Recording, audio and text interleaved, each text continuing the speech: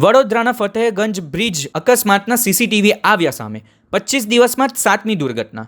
વડોદરાના ફતેહગંજ બ્રિજ પર સર્જાયેલા જીવલેણ અકસ્માતના સીસીટીવી દ્રશ્યો સામે આવ્યા છે.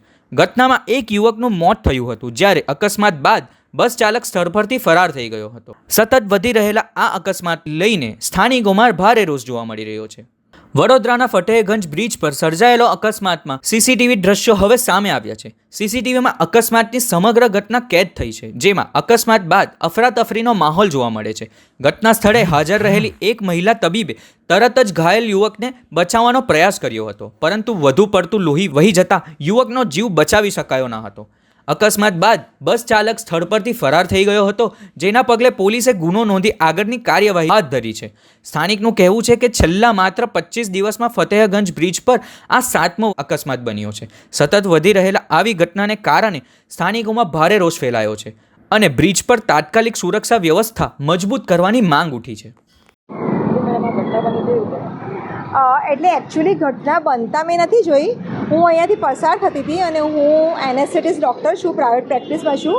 My self doctor Lopamudra Shah, અને હું ફ્રીલાન્સિંગ પ્રેક્ટિસ કરું છું ઓપરેશનમાં. અને અમે એનેસ્થેટિસ્ટની એક મેઇન જોબ એ છે કે લાઈફ સેવિંગ અમારું વર્ક હોય છે.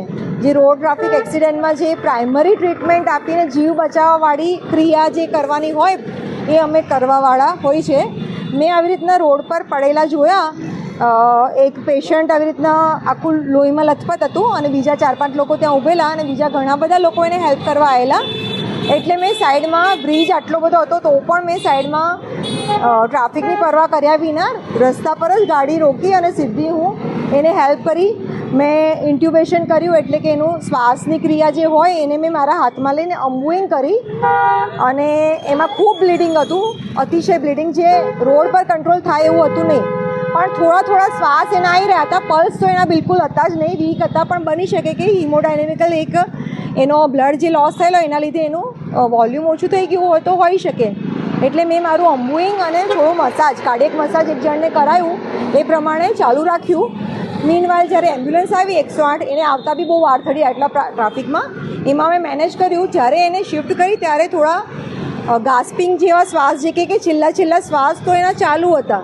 પણ ઓન ધ વે અમારી પાસે લેક ઓફ ફેસિલિટીઝ અને એનો જે બ્લડ લોસ થયેલો, જેમાં જેનું વોલ્યુમ, જે લોહી શરીરમાં હોય તે ઘણું બધું વહી ગયેલું, એના લીધે એ કંટ્રોલ ના કરી શક્યા.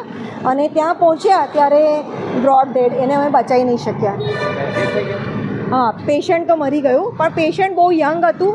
બની શકે બહુ સિવિયર રીતના એને ઇન્જરી થઈ. હા, લેડી હતી, 22 થી 25 વર્ષની હોવી જોઈએ. હા, ડેડ થઈ ગયા. ત્યાં પહોંચ્યા ત્યારે એ લોકોએ બ્રોડ ડેડ જાહેર કર્યું છે. નામ મને નથી ખબર. મારું ડૉક્ટર લોપામુદ્રા શાહ.